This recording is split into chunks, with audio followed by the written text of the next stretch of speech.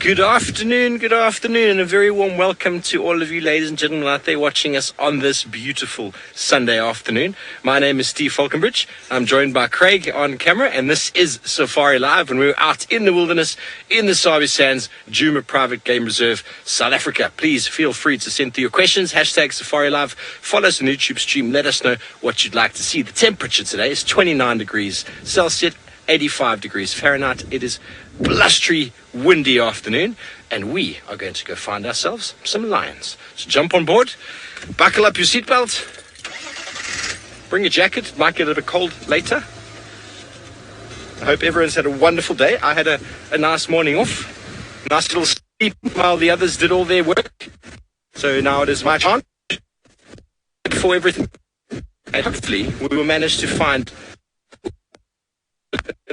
this morning. And there's always that they... So it begins. Oh, welcome. Unfortunately, it seems like Steve is not getting off to the best start with the gremlins.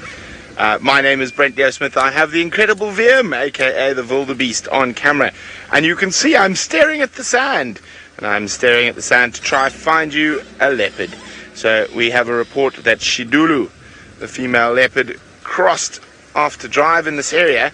However, it's the same spot where the Nkuhuma Pride crossed, so lots of tracks all over the place. So I'm just trying to decipher what's going on. Remember, this is 100% live, and we do apologize for the technical difficulties. Bringing you wild Africa live from South Africa can be a little bit troublesome sometimes. But hopefully our incredible tech team will have it sorted in no problem. Okay, now let us see if we can find where this female leopard crossed. Otherwise, if we don't see any tracks, this is quite a busy road. We'll head down towards Tree House. It's always a good spot to look for leopards. As I say, quite a lot of lion tracks from where the Nkuhumas came in this morning.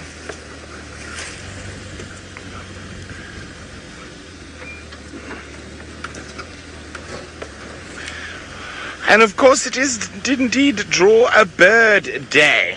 So if you have drawn any birds, please take a picture, tweet them with the hashtag Safari Live, share them about, pop them on the Safari Live Facebook page, and do whatever you need to do to get that bird to us. Okay, I'm going to concentrate a little bit more. I'm going to go see if this leopard had a drink down here. While I do that, let's go see Taylor, who drew a very unrealistic bird eating an elephant.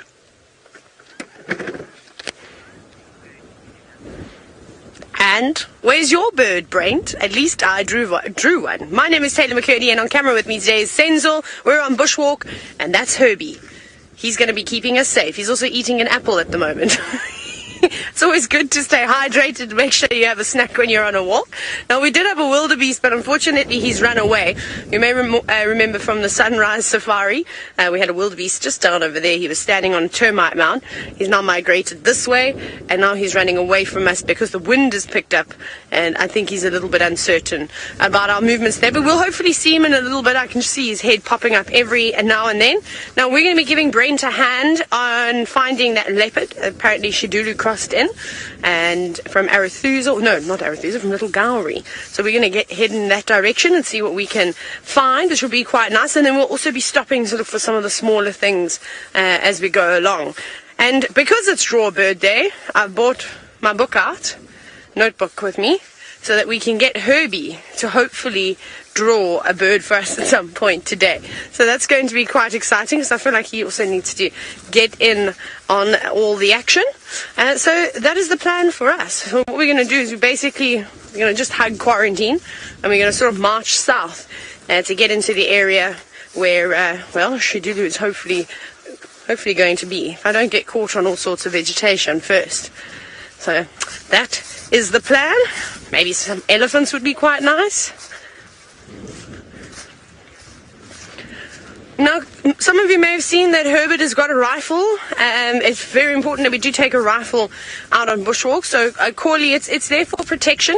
Obviously, our first point of defense is our brain. Obviously, we are both trained in animal behavior. And the idea of a bushwalk is not to walk up and scratch a line between its ears. That's not what we're going to be doing. But it does allow us to be able to view animals on foot. When we walk as if we didn't have a rifle. But you do have to carry one when you go out on a walking safari, but the chances of that having to be used is very, very slim. For example, I've been in the bush for just over 7 years, and I've never ever had to shoot an animal or anything like that, or even one or two close calls, which is of course natural when you are walking and walking and walking and walking. Otherwise, you're probably not going to need it, so don't worry about that. One of the favorite things of Brent is, of course, to do a bit of tracking, and he's wasted no time. He's looking down at the ground.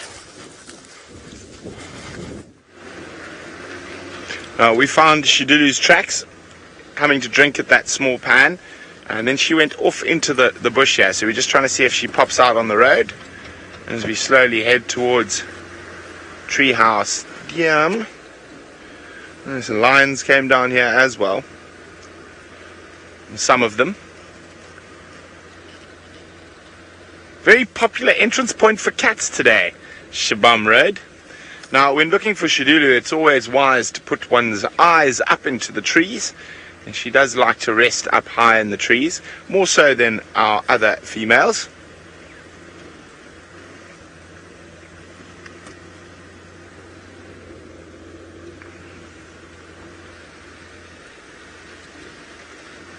Unfortunately, we haven't got any tracks of her just yet. But lots of lion tracks up and down and around.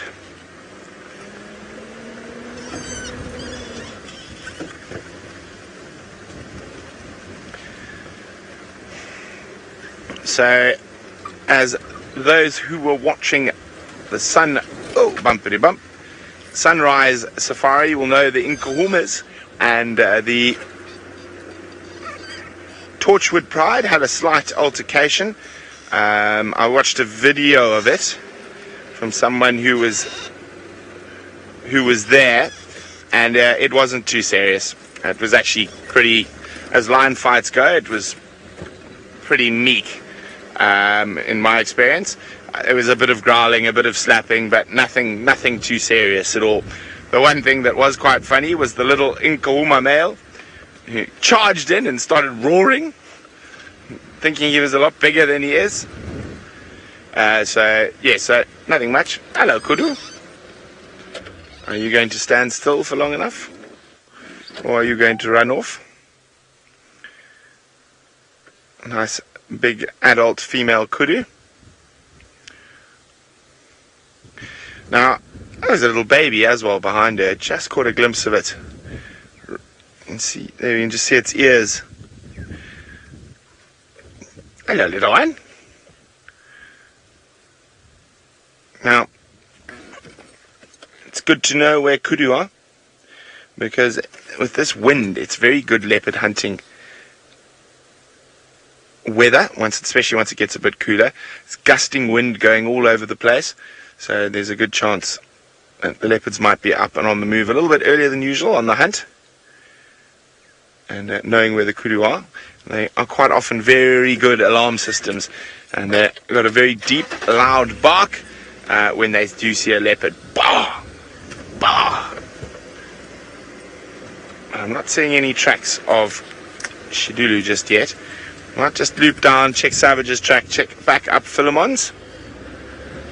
With all the lion tracks here, she might have changed her mind and gone back towards the northwest.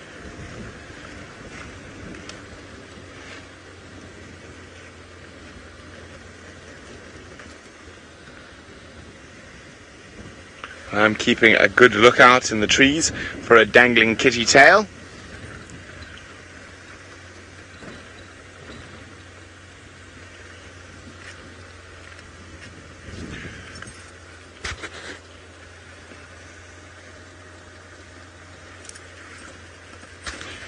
Now, we spend a lot of time tracking cats, and yes, Wolfgang, we are able to tell the age of tracks.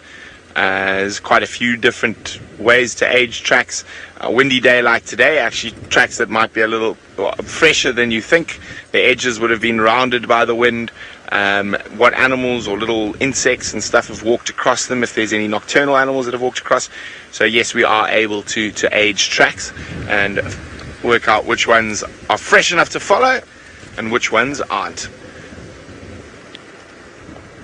Now, after all the rain we had 3 days ago, tracking is a little bit more difficult because the rain compounds the ground and makes it quite a lot harder. So an animal as small as a female leopard, often you're just tracking the slightest little mark, so it can be quite tricky, but fortunately we get lots of practice, so we're quite good at finding them.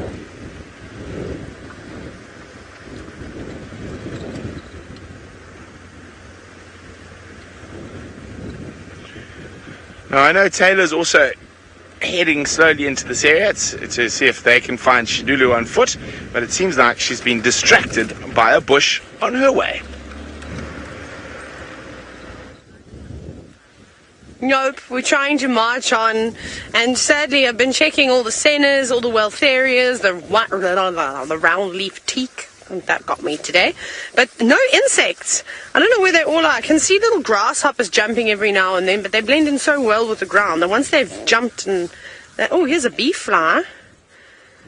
These are quite cool. Since I don't know how close you can see, but basically, can you see it? Yeah, I can see it, but I'm trying to find where is it. It's there somewhere. I don't want to go too close, because I know if I go too close, maybe if you want to stand over it, I don't know, then you might be able to see it a bit better. But there's a beautiful bee fly there. They're like fluff balls, like cotton balls, with a long proboscis. You see it flies buzzing about now. Where are you going to land? Where are you going to land? There we go. Is it up? No, it's here. Can you see it? No. Come here. Sorry, this is always the hardest part now. Now I've lost it. Insects being difficult today. Okay, now I've lost it. I think it may have flown away. Anyways, it was quite cool. I'm just seeing more and more of them buzzing around. It was quite nice. We'll try and get another one. One that's a bit more cooperative and maybe not in the long grass. It's exceptionally windy today, so I feel like a lot of the insects are going to struggle to hold on to anything. Now, this is not great when you are on a bushwalk. You don't really want to do bushwalks when it's super, super windy, and a lot of times you'd actually end up cancelling them when you're walking with guests. Obviously with us it's a little bit more different. We're in a small group. I'm a trained guide, Herbie's a trained guide, and well, Sensor's been on enough bushwalks to just about be a trails guide as well. So he knows what to do. He's followed all of us. But when you're with guests, it becomes a little bit different. You can't hear very well. I'll never hear an elephant feeding off of a marula tree in this, or even a buffalo as it walks through the leaf litter. I'm not going to hear a thing, and that's no good. Also, because it's so windy, those animals are going to be on edge, like we saw with the wildebeest. That's normally fine with us from a far distance away on foot. He was not having any of it, and even in a big wide open area was moving away from us, showing that he was really, really uncomfortable with our presence. So we need to be on serious high alert today, and we're going to try not walk through any dense areas. Probably going to be using roads a little bit more than normal, just to sort of, well, help us out a bit. It's scary not being able to hear while you're out on a bushwalk, but we'll make do. Just checking as we're walking. I don't know if you notice, like when I'm walking, I'm sort of just kicking the ground, seeing if I can chase any insects or anything up, and hope that one will jump and we'll actually be able to see where it lands. Lots of little hairtail butterflies fluttering about. They're struggling in the wind today. You see them go up and then blow away. They're trying to keep up with them as a nightmare. You see, there was a grasshopper. Goodness, that jumped about 1.5 meters. Here's another bee fly. Right? Can you see it, Senzo? Yeah, on there. It's not sitting down, it's just sort of hovering. That's incredible. The way that it's desperately trying to not get blown away in the wind. But even the little insects are struggling. Where are you going to sit? Putting itself down. Now, I don't think it's feeding or doing anything like that. I think it's actually just trying to find a spot to rest, to keep out of the wind, because it isn't particularly pleasant. But I'm going to scare it because I want the marula fruit that's here. Doesn't seem to be too bothered by me at all. Look at this. This must be the last marula of the season, which is pretty cool. And it's good enough for me to eat. Sorry, Senzo. No, I'm joking. Do you want it? You don't want to eat it? Okay, we'll save it for just now, halfway through the walk, and I'll have a little nibble. It's going to be delicious. No one... Hey? We can share it. Okay. Senzo and I may be sharing a marula fruit. But we're going to head down towards Herbie. We're going to go through Philemon's Dip now, so we're almost where we need to start looking for Shidulu. So we'll give Brent a hand soon. He's obviously way ahead of us. Let's go find out what road he's on. I'm wondering how Senzo and Taylor are going to share marula fruit. It's quite tricky, considering its size and all the flesh attached to the pip. Interesting. Okay, so we are just double checking again if Shidulu has come up this way, and again looking at all the nice big trees. As we know, she likes to nap in trees. Now, it was just after 9 o'clock this morning that she crossed, so she could have done considerable distance. So we might just check down Zoe's road quickly.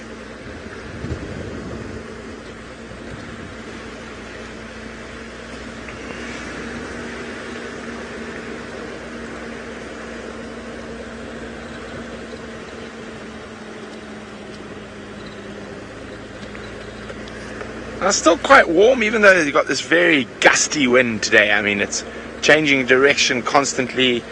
Not too strong, but definitely strong enough to affect some of the animals, particularly your prey species. You'll find your Impala and wildebeest and zebra and things like that will be quite jumpy in this weather.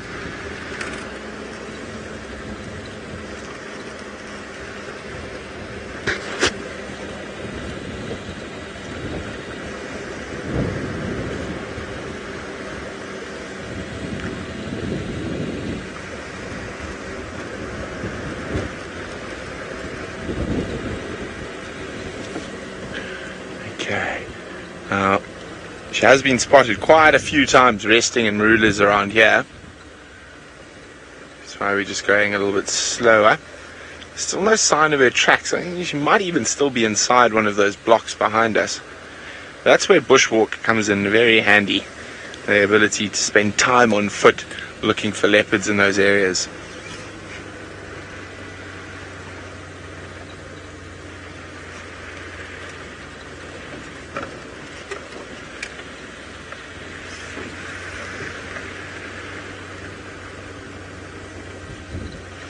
Now, I know Tristan and Viam had an awesome sighting of Shidulu yesterday, Jason, and you were there with them, and I agree it would be great to see her again today. Hopefully we are able to find her not too long a time. And if she hasn't eaten, she's going to be quite active. Now, with the strong gusty wind that's been blowing all day, there's even a possibility she might have managed to catch herself something during the day, and she's in one of these thick areas, sitting happy with a kill.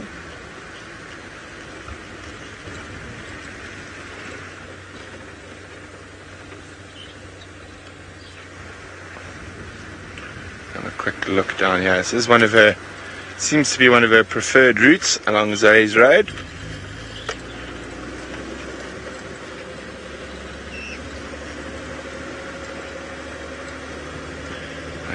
No sign of any tracks. We'd see them quite easily on here.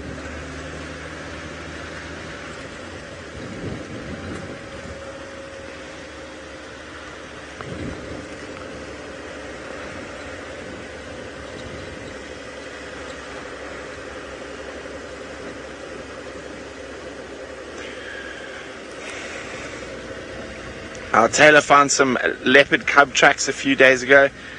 Christina, they are not Kuchava's cub tracks. Kuchava does not move into that area. There's no ways she would bring her cub into that area for multiple reasons. Tandi would probably kill it. Hukamuri might kill it.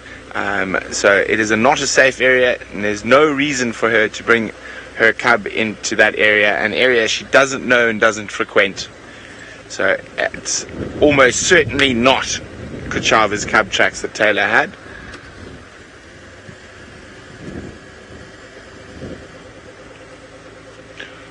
Oh, well, we've been not having many of these around, so let's go across to Taylor.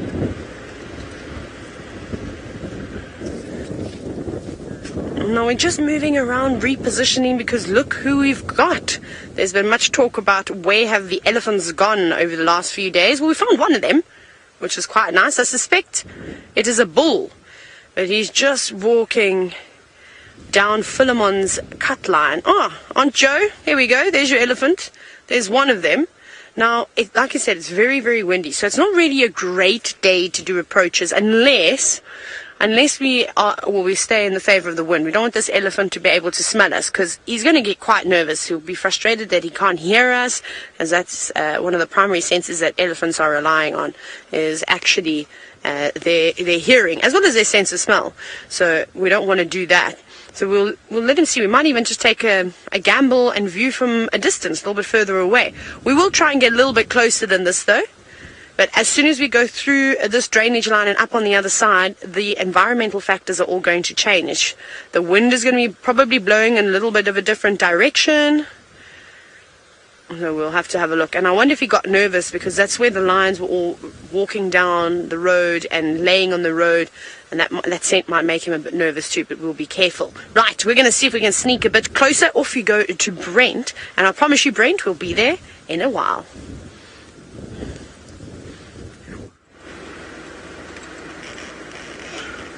Well, I think that elephant's probably nervous due to the gusting wind. Some ellies just don't really like it. Those lions are quite far away from there now, and I'm pretty sure the ellie will be able to smell that. Now, just a quick update on Steve. He's returned to camp and is changing vehicles, so hopefully Wendy will be a little bit more reliable. So he should be out shortly. It's a good spot to look for Kuchava. We can park up here on the high ground, and I can check with my binoculars multiple marula trees, and maybe we'll get lucky and spot her tail hanging out of one of them. Definitely one of my favorite views on Djuma is from this particular section. Let's just go a little bit forward where we can get the whole valley.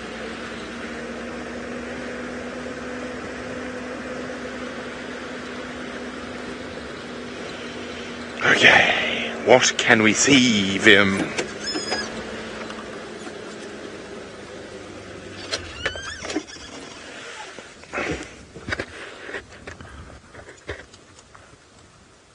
Okay, so we're just going to have a quick look. As you can see, nice and far, quite a few trees that would be a nice sort of napping spot for a leopard.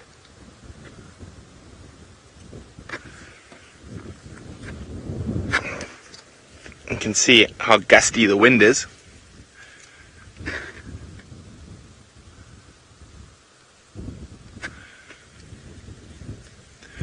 Unfortunately, no sign of Shidulu. Where to check next? Let's head down towards Philemon's Dip from Rebecca's Road.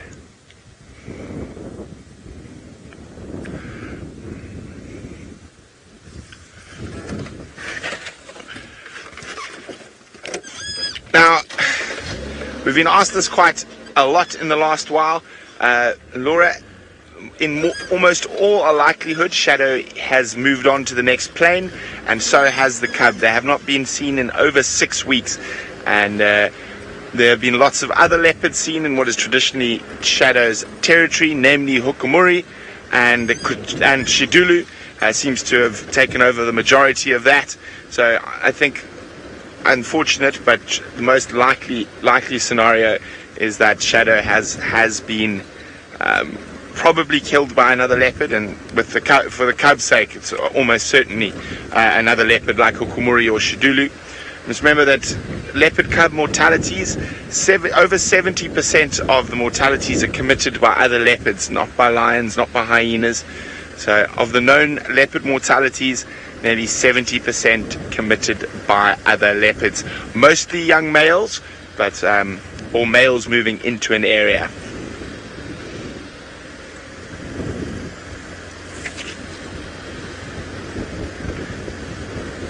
Wow, the wind seems to be getting stronger. Good thing I didn't wear my big hat today, otherwise it would have blown off.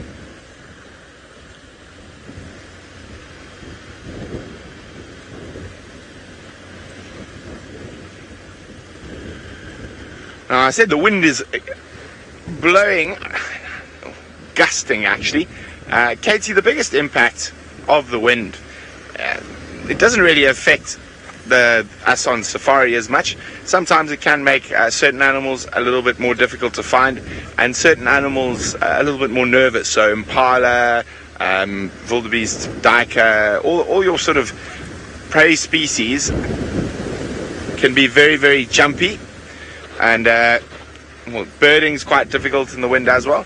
The predators quite enjoy the wind though, so they're often mobile. The lions, leopards, wild dogs, a cheetah, all don't mind the wind. The wind is often a good aid for them in hunting, and enables them to sneak up on those prey species a little bit more easily. That's why they can be a bit more nervous. Also, animals like elephant can be a little bit more nervous during strong gusty winds like this.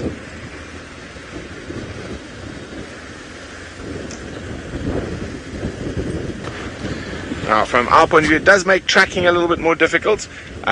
Strong winds like this can cover up the tracks, blow the edges, so they're harder to spot.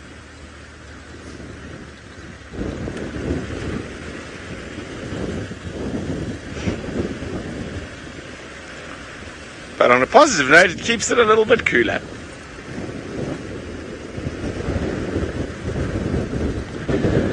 Okay, well, let's go see how close Madam McCurdy is to that heli. Well, we're deciding now what we're going to do. Whether we leave this elephant or we do an approach. We can't see him anymore. He walked obviously to the road, turned back, and then went into the thicket. This was sort of the last view we had of him. But it's really not nice out here today. It's exceptionally windy. So I'm thinking, because Herbie is not 100%, so I think that we're probably going to leave it and maybe just try and move past him.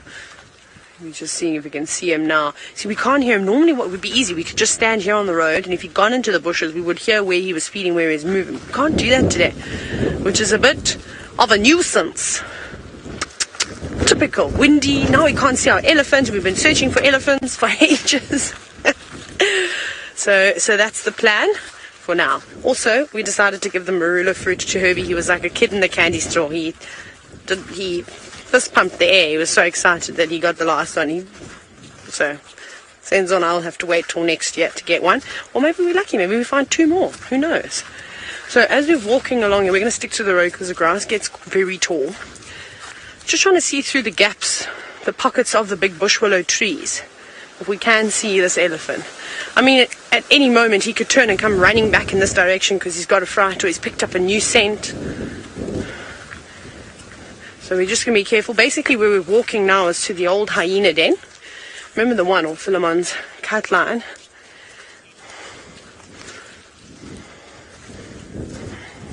Now, speaking of, well, potentially being in dangerous situations with animals.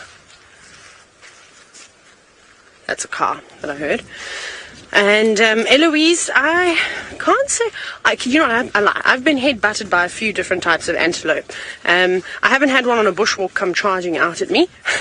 I have, however, been rammed by an impala named BB. That was fun.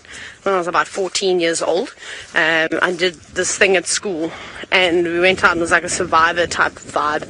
And basically, when we had final count, was it final council? Is that what they used to call it on Survivor? And they were doing whoever was going to be voted off. And this impala rammed me and another girl that was on it with me, which was quite funny, in fact.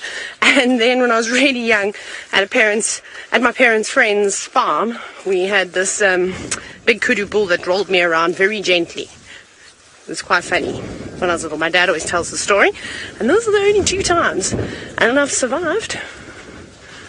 Just checking. Herbie just took a big step in like that, so maybe we'll take a big step in as well. Let's have a look. So he was basically coming in this direction. And while you are on bushwalk... Oh, there he is, there he is. There he is. Now, I'm going to lower my voice substantially because the wind is swirling in here. It's not coming from a particular direction, which is a problem. Okay, we're still fine for now. But you see how difficult it is to try and spot him. And it doesn't have much vegetation around him, but even just that little bit is just enough to cover the largest mammal on land. He doesn't know we're here. And we must be about 100 meters away from him. Hey, Herbie? About 100 meters or so. I'm hoping that we have the wind in our favor, because that's fine, because then I can talk like this and you won't be able to hear us. You can see how he's shaking his head. You can see the way the leaves are blowing as well, blowing off and down towards the sort of southwest. Ah, yes, Herbie is the champion, isn't he, at finding animals. So the bull is moving off. We probably won't tail after him. We'll just let him go. Herbie, what do you think the chances are that he's going to go to Chele Pan or the mud wallows? So I think what we're going to try and do is we think, because it is a hot day, you can see him just going there. It has been a very, very warm day. So we're thinking maybe he's going to go to the mud wallows off Pangolin Track, or perhaps he is going to go to the, Chele Pan. And if we can try and get there, I mean, ideally we'd like to get there before him, but that's fine. We'll let him go first. So we'll just try and take a back seat.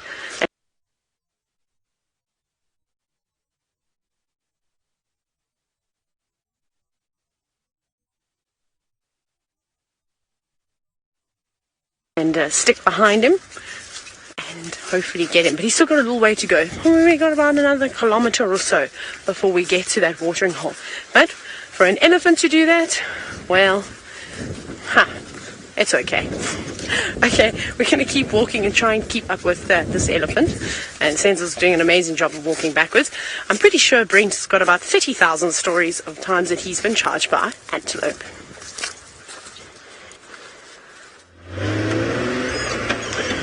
Well, you've got to be quite, you've got to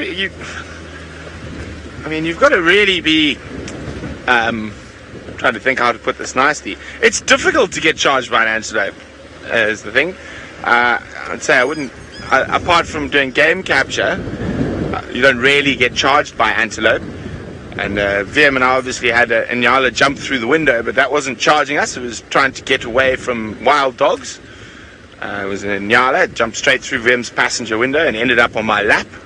But other than that, apart from game capture with semi-sedated animals or animals in capture nets, you don't really get charged by antelope out here. Very, very seldom anyway. You need to sort of corner them in a fence or whatnot. And even a squirrel can be dangerous if cornered. The fight or flight mechanisms will take over. And yes, so I'm just going to turn my radio down. Okay, I'm going to head to Chitwa. Let's go see if we can find Tingana. In the meantime, let's head to Steve, who sounds like he's heading into a similar area to Taylor. Thank you very much, Brent. I'm terribly sorry, folks, for my lack of appearance so far. We've had a few gremlins on the signal front. We have since changed cars. We are in Wendy now, and we're out and about, and we have come across the largest herd of Impala that I've seen in some time.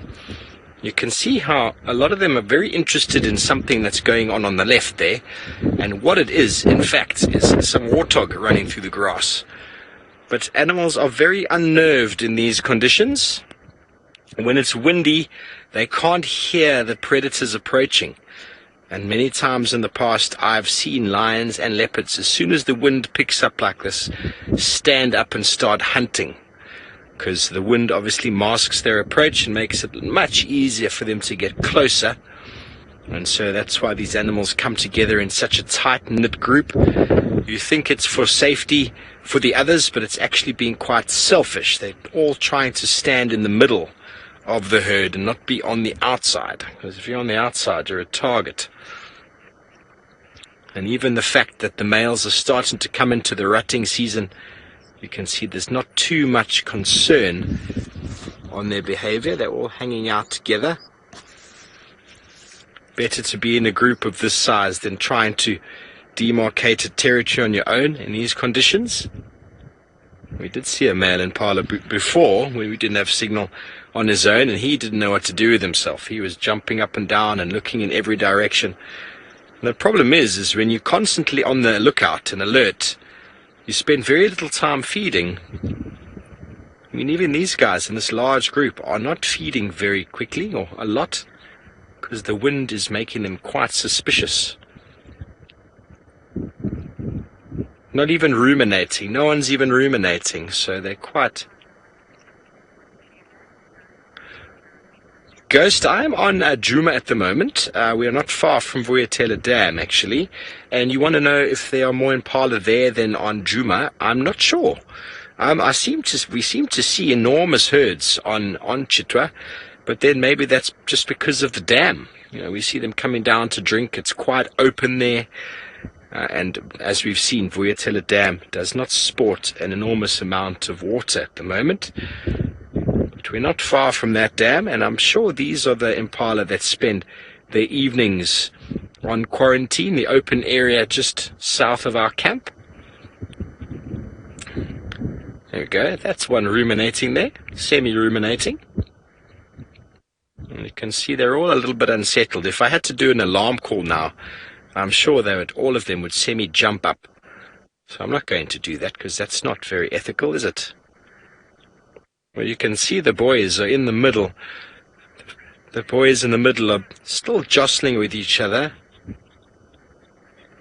Ghost, none of the impala are pregnant yet. You can see if we just look in the front here of us, Craig, just in the road, you can see a young male there.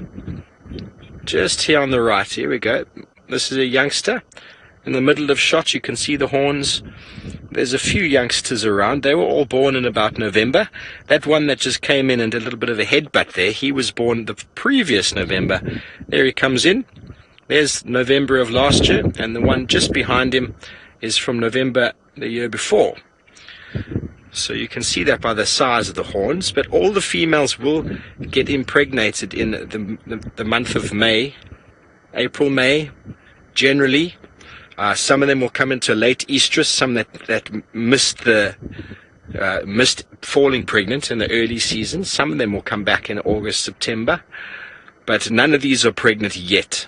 The rutting season will be coming and are starting in the coming weeks. The first full moon in May till the second full moon. So even as early as late April, between that full moon and the next full moon is generally where all the mating takes place. Females come into estrus, stimulated by the males doing their amazing roaring. If you've heard it before, it sounds like something wanting to come and eat you. So they talk about animals or impala or antelope attacking you. When you hear that, you think something is coming to finish you off. But it's not the case, actually. It is the roaring.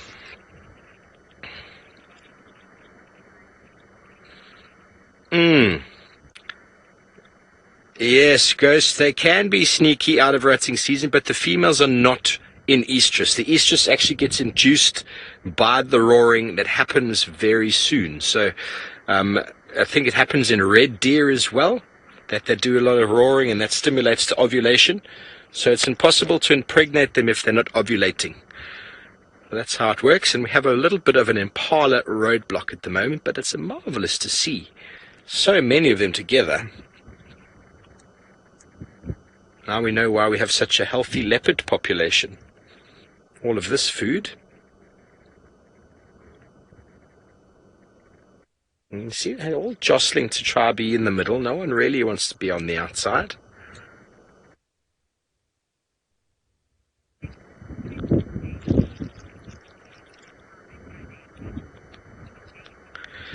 Macy, the Impala start growing their horns from the first few weeks or month of their birth. This one you see there, he was born in November, and the horns are slowly growing, and they will grow until they die. In the males only, that is. So they grow to a certain point. There's lots of interest of these Impala to the left. I can hear some green woodhoopers calling. And they're not very relaxed. I think we might actually have a little look around here, Kruger. What do you think? But I think it's just the weather that's spooking them. We were thinking of going and helping Taylor with her elephants, see if we can get the elephants with the vehicle.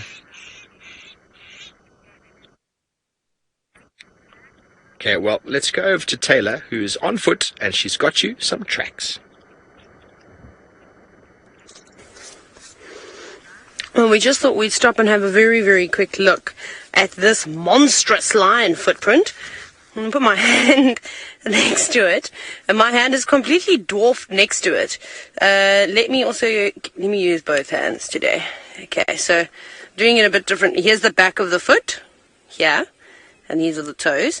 It looks like he was walking quite quickly, and he stood and he slid into his track slightly, but that is massive. I mean, if I put my hand over that, I'm going to wreck this track now. Should we do it this way?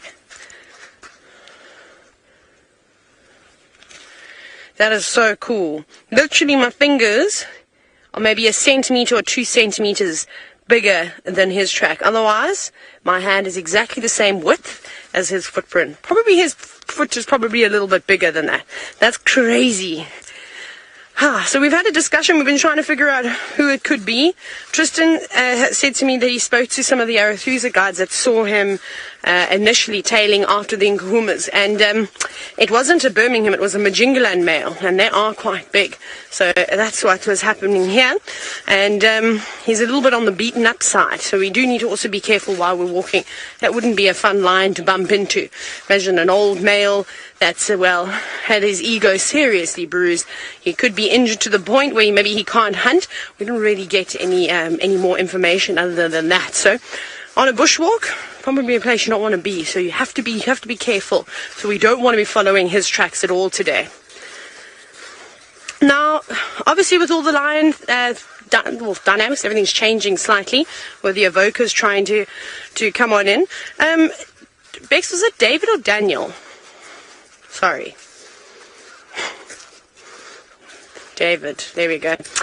So David, no, I don't think that the Birmingham boys would come in and intervene in two different prides fighting, so the females. Yes, if there were other males that came in, most certainly they'd intervene. They'd want to try and get rid of them and take them out, chase them away, but not for a dispute against two different prides. Not at all. They'd just let things be. They might be curious by the sounds, but remember, they know no different. The Birminghams also see the Torchwood pride. They see the Styx pride, so for them it kind of means absolutely nothing. Let me just keep moving. Herbie's up ahead. We're still on the road. Now, we decided to move away from that elephant. It just got too thick, and I don't know. We just had a weird feeling, so we both decided that we're going to give him a skip, and we're going to rather focus on finding a leopard, so it might be a little bit easier. David, yes, male and female lions do get along. Obviously, the longer the coalition of males is around and the more frequently they visit the pride of females, they'll start forming a better bond with one another. But those males are not bound to one pride. They can move around and have more than one pride with them. So most of the time they get on. If it's a new coalition of males that's taken over, sometimes the females are slightly hostile and they've got to earn their place with the boys. But normally within a few months they sort of won the girls over. Otherwise, the girls know they don't want to mate with the new boys. They're going to find themselves, well, with a few scratches, possibly even dead. So they might only put up a fight for a little bit. Well, speaking of all these cats, I know Steve's trying to find lions, but Brent has won the safari because he's found you a leopard at the Sunset Safari.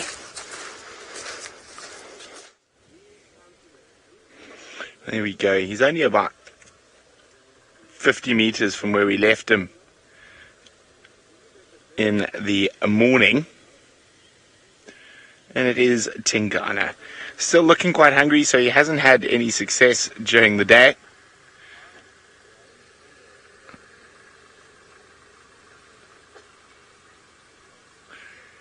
And there are some waterbuck not too far away, but lots of open ground between.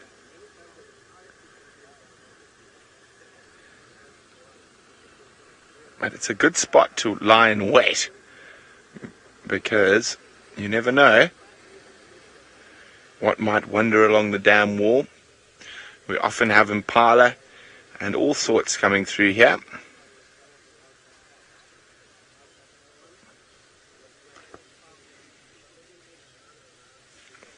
So, as I said, he was quite hungry this morning, so it might be worth playing the patience game this afternoon with him.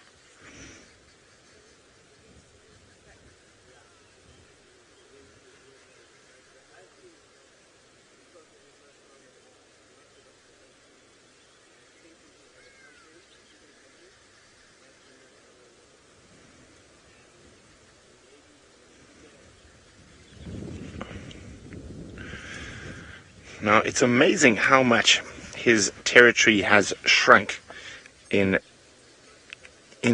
just over a year. So he had massive amounts of territory.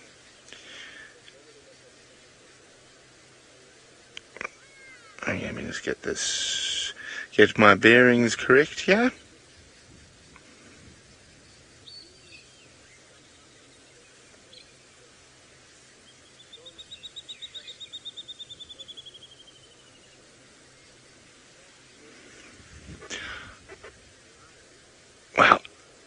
A very big welcome to Macy. He's a brand new viewer. He is a boy. He's a big boy. He's not in the best condition. He's quite an old boy as well. And he used to have a large territory. But unfortunately, as he's got older, younger males have moved in and sort of put a lot of pressure on him. So, I don't know if we can... How's that work for you, Vim? Is that okay? Okay, so that little blue dot is where we are now. But so Tingana's previous territory basically used to encompass, go out like this. His whole territory, it goes further than that. His territory used to encompass from, how am I going to do this? Let's think now. From down here where my finger is, all the way around like that, up into that fence line, across to the north, all the way down south here, all the way down to the Kruger boundary, and then down and around again back. Now his territory has shrunk from that massive area to basically where we are now, this sort of small square just like that. And he's got Hukamuri pushing in from this side, and he's got Quarantine pushing in from this side and this side. So he's lost the majority of his territory in the last little while, and he seems to have been surviving on baby waterbucks around the Chitwa Dam. We've all been sort of joking it's a good retirement home for old leopards. There's a constant supply of decent food. Oh, but he's a tired kitty now. So while he naps, let's send you across to Steve, who might have caught up with the elephant Taylor was with. Yes, I have. We have got a beautiful male elephant here who's just walking around us quite cautiously. He's not causing any trouble or showing any sign of discomfort. But let me try and just reposition so we can get a better look at him as he comes down towards the road. I heard reports of a breeding herd of elephant, and we headed in that direction, and we found a bull.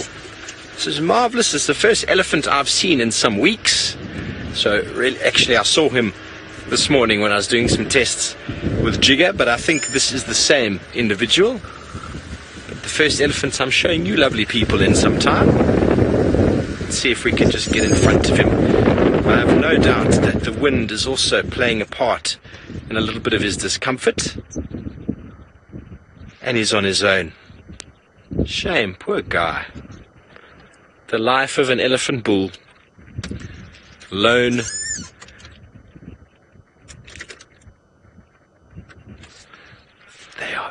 very cool. Yeah.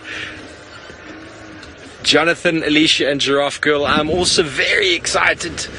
It's marvelous. I always love seeing elephants, and because they're always doing something, you know, they're always busy. Just trying to just get a little bit in front of him so we can see what he's doing without causing him any stress. Sorry, Craigo, that's about as good as we're going to get here. You see, he's quite relaxed. The eyes are soft. Hello, my boy. We're just saying hello.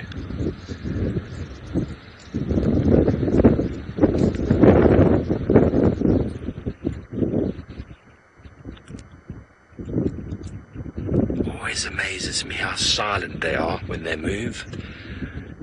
Can't believe that's a 4.5 ton animal moving over there. And hiding behind the bush as well. How easily he hides. Let me move up. Sorry, Craig.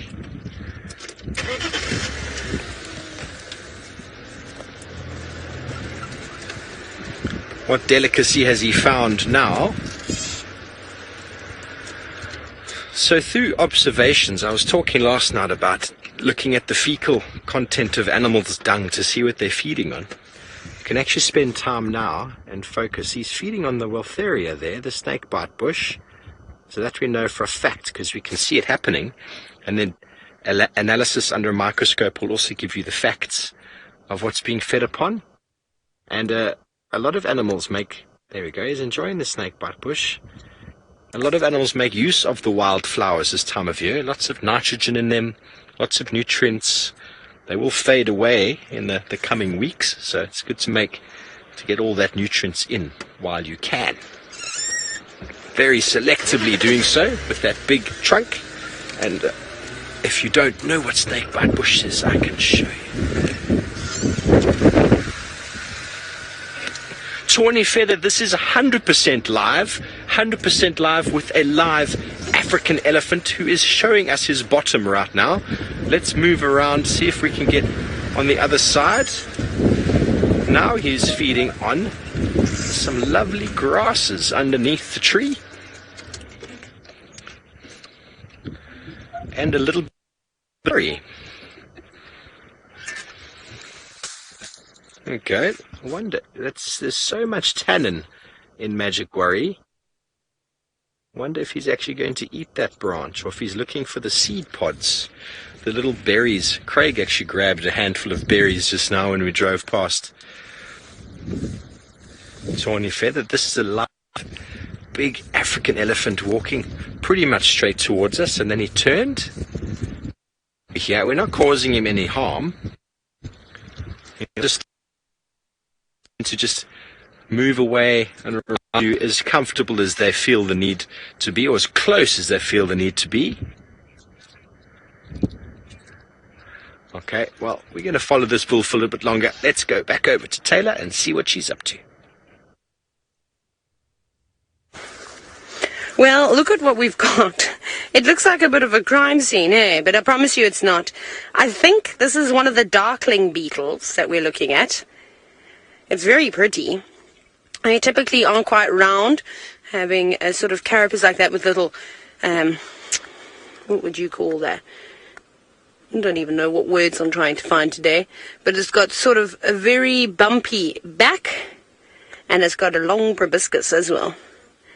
But it's pretending to be dead. I promise you it's not dead. This is actual thanatosis, and I think when we found it, maybe a hornbill or something must have frightened it, and now it's pretending to be dead, and I'm hoping that if you sit with us for long enough, you'll actually see it wake up.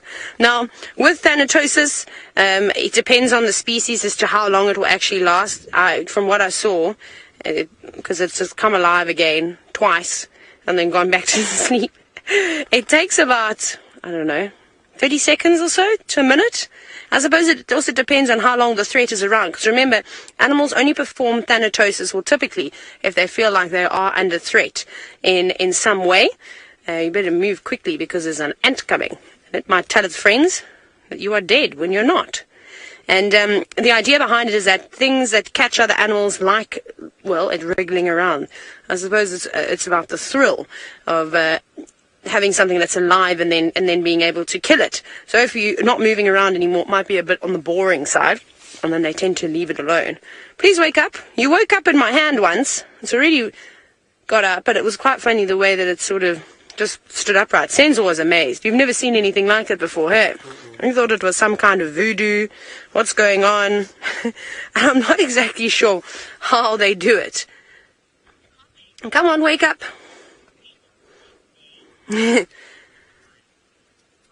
Marcy, you're quite surprised at the fact that this beetle is playing dead. Well, I'm not, just because I suppose I know that lots of different beetle species, as well as snakes and some lizards and... Oh, there's a mite. Well, thank you, Rebecca. I can see the mite now. There's a little mite that's running around, probably living on this little beetle, which is quite cool. So Marcy, I'm not surprised about this. I was surprised though when we watched a mongoose who was almost like he was looking for attention. This little pup was trying to death feign in front of a yellow-billed hornbill. Now, a yellow-billed hornbill is never going to eat a mongoose. Well, I shouldn't say never, but the chances are highly unlikely. They have a completely different symbiosis where they actually help one another. So I can't imagine that this thing would just turn all of a sudden. Please wake up. I don't know. Do you think it likes my hand? Do you think maybe it's because my hand is warm? Let's try. I'll be very gentle. I've also been pressing my hand against the sand, as you can see. Ghost Tudor, and no, I don't think it will bite me. It's got a long proboscis. I have been actually bitten by an assassin bug, which also has a proboscis, so I suppose it could bite, although it was crawling around on my hand, and it didn't seem to bother too much. I didn't feel it trying to bite me. It was actually just walking around. It was very relaxed. It was actually more relaxed on my hand than anything, so I wonder if it was a little bit more active because I'm obviously giving off heat, and on cooler days, insects are, not really moving around too much. Wake up! I really just wanted to get up. It will be so cool if it does. Huh. Okay, well, we'll see if we can get it to wake up again. We'll hold on to it for a little bit longer. I'm going to send you to Steve, who has got an elephant disappearing into the bushes. Thank you, Taylor. Well, this elephant bull is slowly meandering away from the road. I'm not going to go following him off there. I know we don't get to see too many elephants the last couple of weeks, but it's been marvelous that we've been able to see this nice big bull. I thought Herbie and Taylor had seen a breeding herd of elephants, so I was quite excited to go find them. But this is the actual animal that they saw, I think, and no breeding herd to speak of. So we're going to leave him to his feeding and his slow meanderings.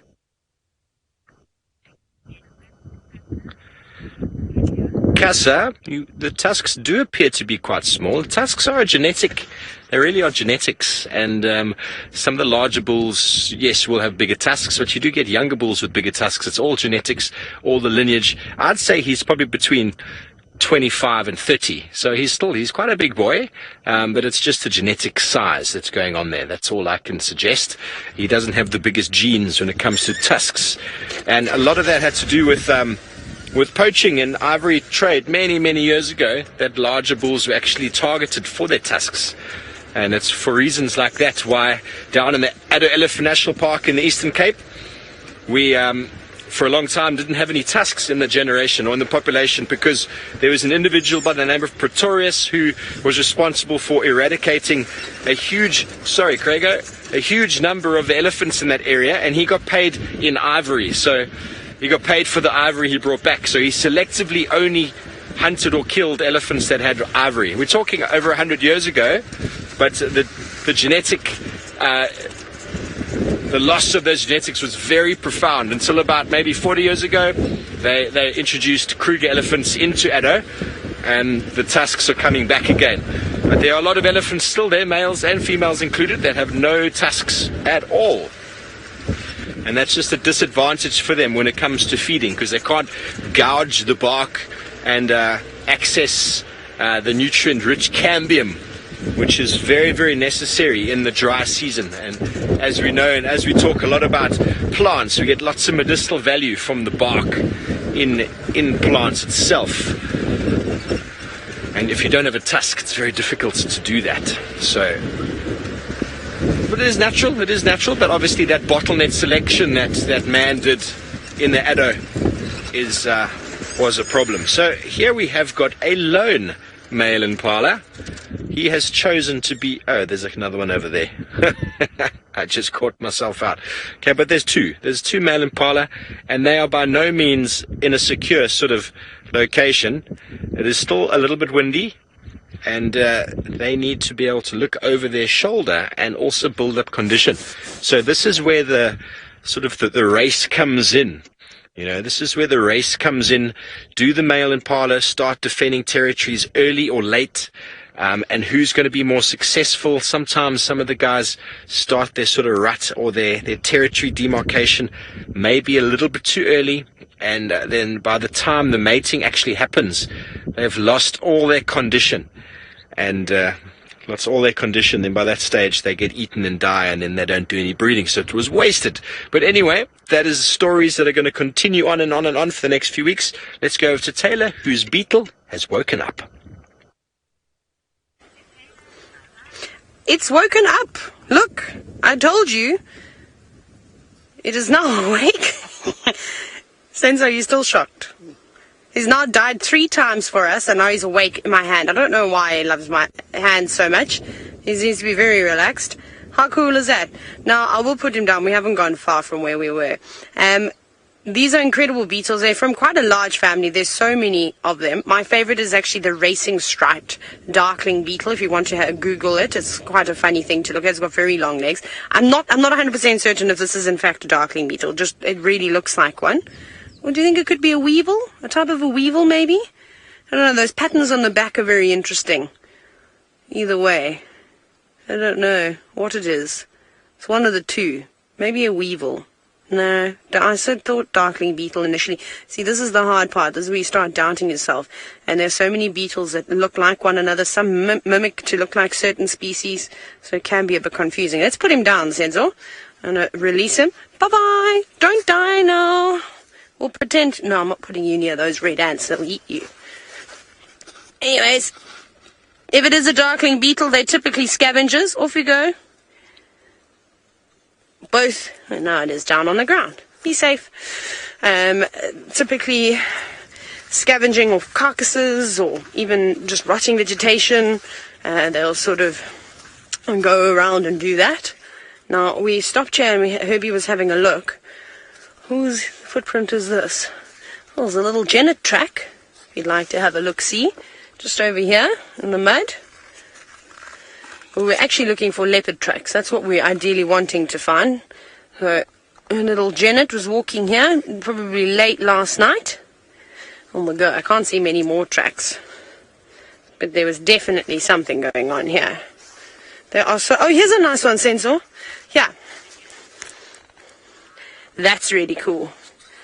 You can quickly have a look at this. This actually says to me that it was definitely from maybe earlier this morning, because as it walked, see how it picked up some of that mud. Maybe even it happened at some point today, because that looks almost exactly the same. Anyways, let's go to Brent now, and I think he might also be looking at paw prints.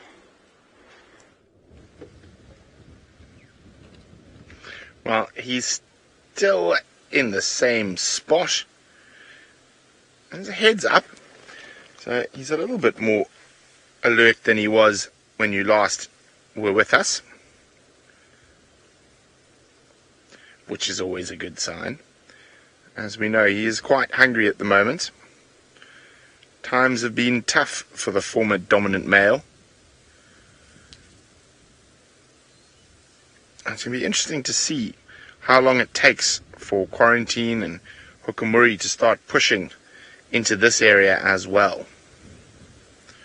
I think it's just a matter of time before they do.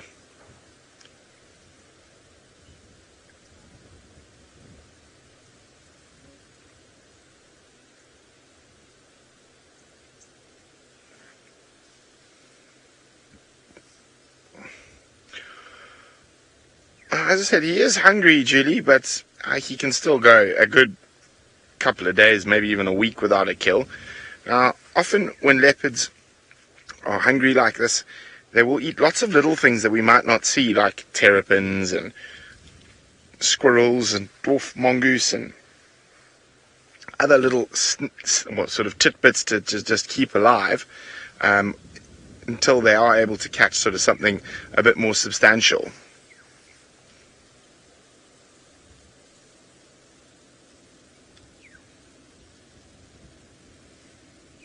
And he's a very flat cat at the moment. So I heard he did come into Chitwa camp during the day. He actually had a drink out of one of the guest room's swimming pool.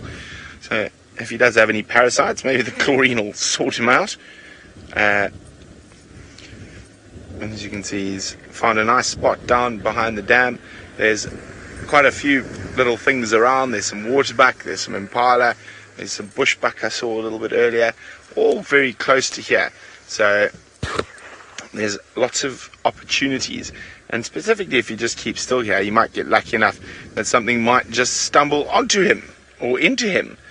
And that would make his life a lot easier, of course.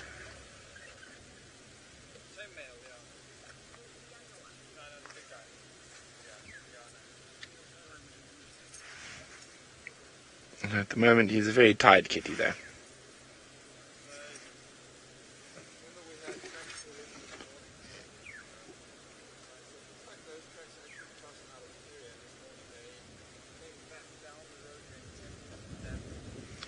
Now, of course, the main reason that a leopard has spots or rosettes is for camouflage. But Katie's saying, what's the advantage of spots over stripes? That's an excellent question, Katie. Well, leopards need to, or they occur in such a varied range of habitats that spots and rosettes are more sort of useful. It works in desert, it works in forest, it works in savanna, whereas tigers, I suppose they do have a relatively varied habitat but mostly forests, I suppose savannas. I'm not sure, Katie. I think they both work, and leopards just seem to have rosettes rather than spots. Rather than stripes.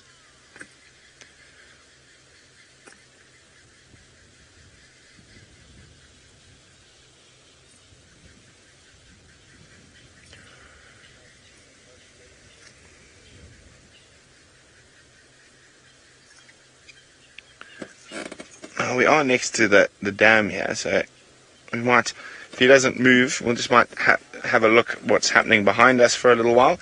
Now, of course, the nice thing about being around here is that Hosanna might make an appearance at any moment.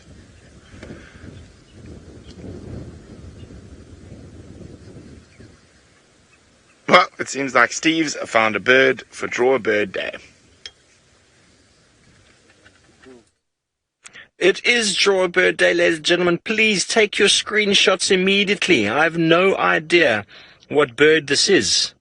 Absolutely no idea. I thought for a moment it was a juvenile white-crested helmet shrike, but I don't know what it is. It looks to me to be a pipit of sorts, but I don't know. Please take your screenshots and then draw your bird if you want to. We are doing a at the end of the show, a segment on all the bird pictures you have drawn. But who knows? Never stop drawing. Birds are fun. We actually stopped here. There was a wonderful bird party, and there was an orange-breasted bushshrike that I was trying very hard to get Craig to get it on camera, but they are impossible to get on camera, and off goes our little bird. Off he goes, and with that, we are going to keep moving on. Oh! He's calling now. He's on top of the tree. I know what it is now. Listen to him, ladies and gentlemen. I can't believe I didn't understand what he was.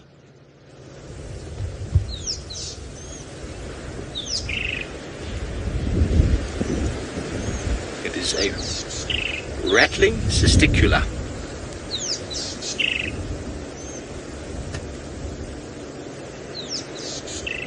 But I think it's a juvenile. He's not making the full call. But anyway, sorry about that. But still take your screenshots. It is one of those funny little brown jobs. that we see. And if you're not familiar with the word little brown job, LBJs, those little funny ones that are very hard to identify. You need to take photos of them to be able to get them. And the rattling testicular is one of those until it calls. When it calls, very, very easy. Very, very easy. Okay, so as we promised, we're going to move up towards Buffelshoek Dam area to see if we can pick up on any activity of the Nkuhumas.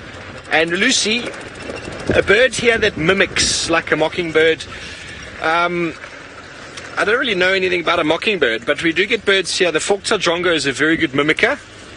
So is the Sabota lark, as well as the tropical boo-boo adds in, or the southern boo-boo adds in a whole lot of different calls. The white bride scrub robin. Those three birds, I'd say, are the most sort of elaborate in their mimicry. And yeah, we do see all of them quite regularly. And they are those birds that can confuse you because they make up all sorts of weird and wonderful jumbles in their call. The white-browed scrub robin will always do a 3-note repeated. So if you hear something you're not sure and it kind of goes 3 times and then it goes 3 times and then after about 3 minutes it changes to another 3 notes repeated. When in doubt, white-browed scrub robin. Also very hard to get them on camera because, as the name scrub robin implies, they like to hide in the bushes.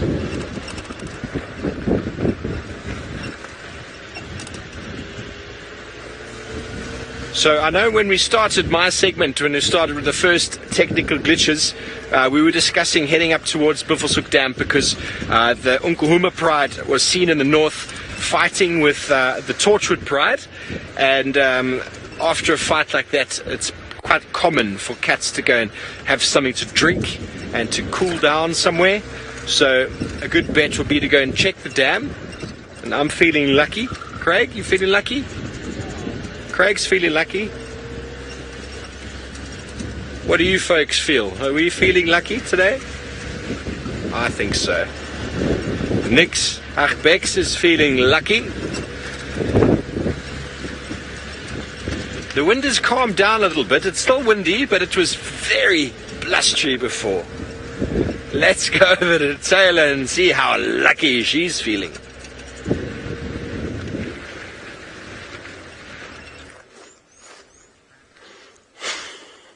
What's wrong with everyone today? We're feeling...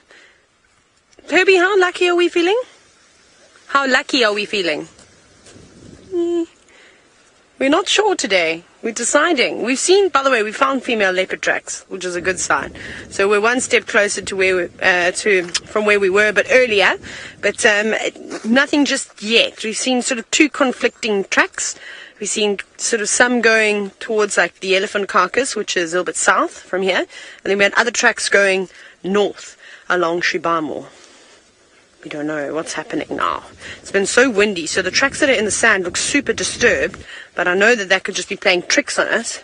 So what we thought we'd do is just come along here to these little pans and see if anybody's popped on down for a drink. But it doesn't look like it just yet. We'll just keep checking the edges and see if there's any spiders and things moving around on the water's surface. Nothing just yet. It's a bit quiet everywhere. Over that. Where's everything gone? The other days we'd come down here and it would just be amazing. Filled with all sorts of life. Not so much now. Okay. Oh, there's a spider, Senzo. I have one. You're also going to hop over. You're going to have to come this side. Oh. Just over there. Can you see it?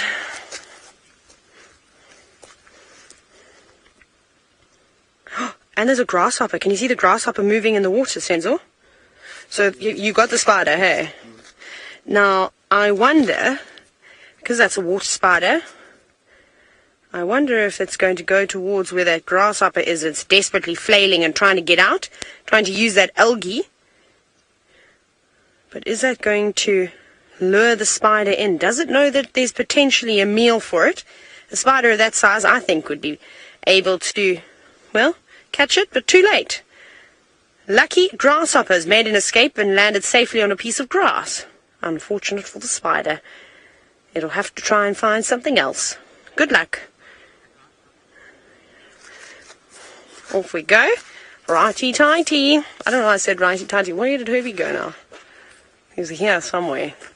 He's just checking. May have gone back onto the road again. This is a nice little jacuzzi. Hey? That's quite nice. If I was a warthog, that would be fabulous. But there's no warthogs, and I'm not getting in it. Seeing we get lots of different types of butterflies. Unfortunately, not many of them out at the moment.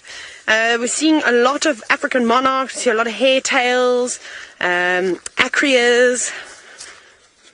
This is lizard. Can you see it, Senzo? There's a lizard. If you walk towards me, I'm the distraction. You see where all those sticks are? Come closer to me. In there. There is a... I don't know how to point it. There's sort of a stick that runs like this. Yeah. And then you see where it touches some other sticks? Yeah. Just in there. If you go up a little bit, I think. Wait, can you zoom out for me? I'm just having a look to try and find it.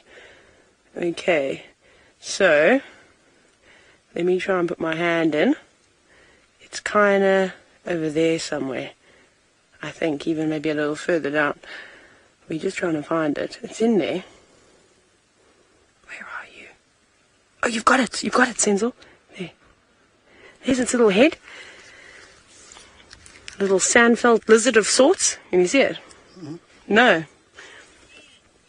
There's its head. Look, I'm just pointing to Senzo. Oh, yeah. There we go. So there it is. Terrified as the giants were walking through the grass and desperately trying to escape us, but also not be out in the open, because we know that, well, there's lots of hornbills around here and they would love to eat a lizard like this. Many different things. Lizard buzzards would like to eat something like this, and there's been a couple of them around. So it's going to stay hidden in that pile of grass. Probably going towards the water's edge, which will be a great place for it to go to, because there seems to be lots of insects. We saw that grasshopper that it landed in. That lizard wouldn't be afraid to run to the edge of the water and grab something like that. Or perhaps it's looking for some flies that have sat down to rest for the day. That would also be quite good. Right, it seems as though Tingana is enjoying a Sunday siesta. When will he wake up? I'm not sure. Let's go and see if he's shown any signs of waking up just yet.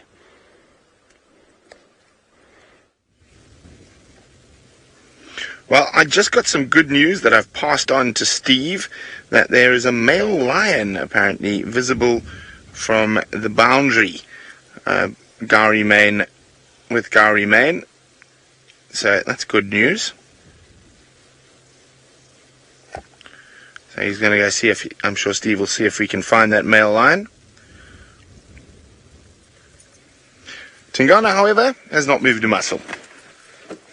So let's maybe try move around, get a different view of him while he's still snoozing down there, now that we're the only people here. Patience pays off when it comes to big cat sightings.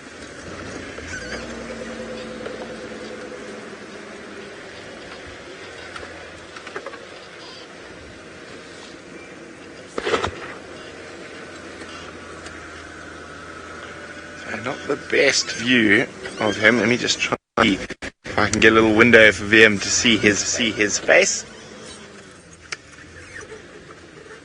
I think it's about as good as it gets, VMP. Now, Child of the Universe is asking about females' sexual selection of males. They don't really have, they're not too picky. They will mate with any male that is dominant and in the area that surrounds their territory.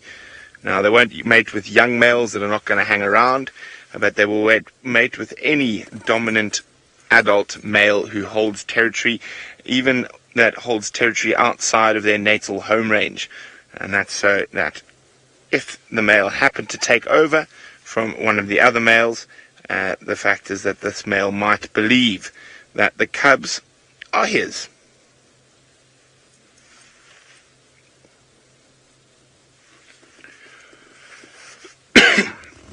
There we go. So he's hungry.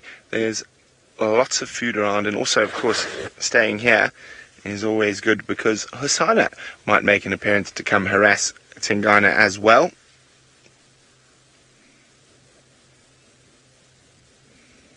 Poor tired kitty.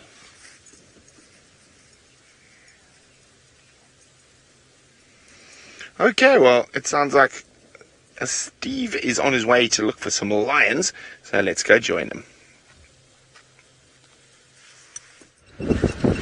Yes, we are still heading in the direction of where I potentially think the lions may be. I mean, we're only about 5 minutes away from Buffelshoek Dam.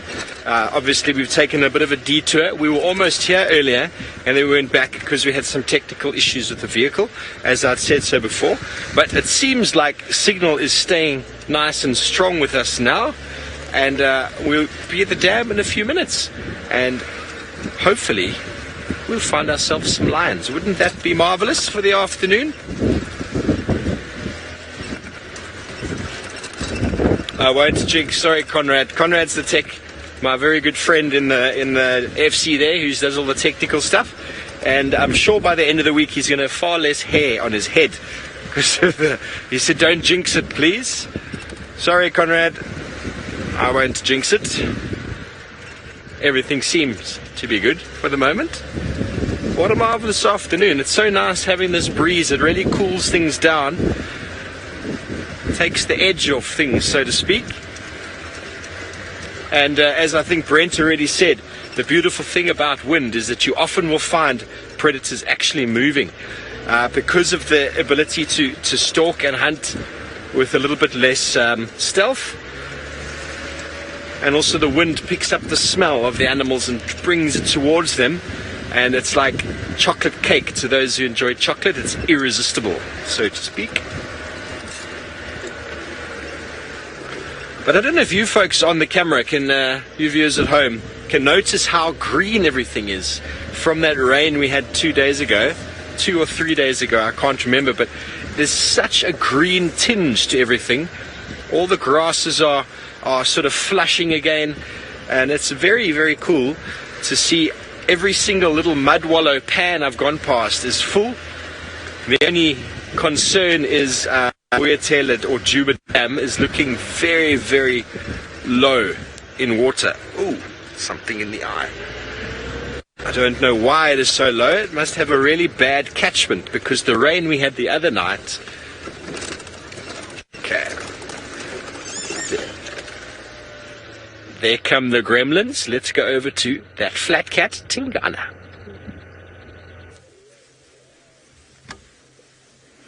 Well, he is truly still a very flat cat. So we are hoping he is going to get moving at some point today. But it is still quite warm, and as I said, he was quite active today. He went into Chitwa Lodge. He had a drink in the pool. He tried to look for some bushbuck in camp and went to visit the staff village. So he did have a bit of a busy day after we left him this morning, but he hasn't moved very far in total.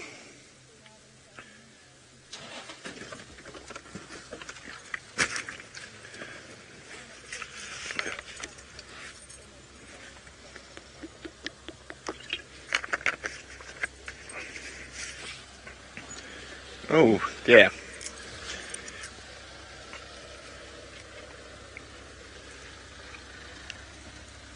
Sorry, just the radio's going at the moment. So as you can see, he's still sleeping.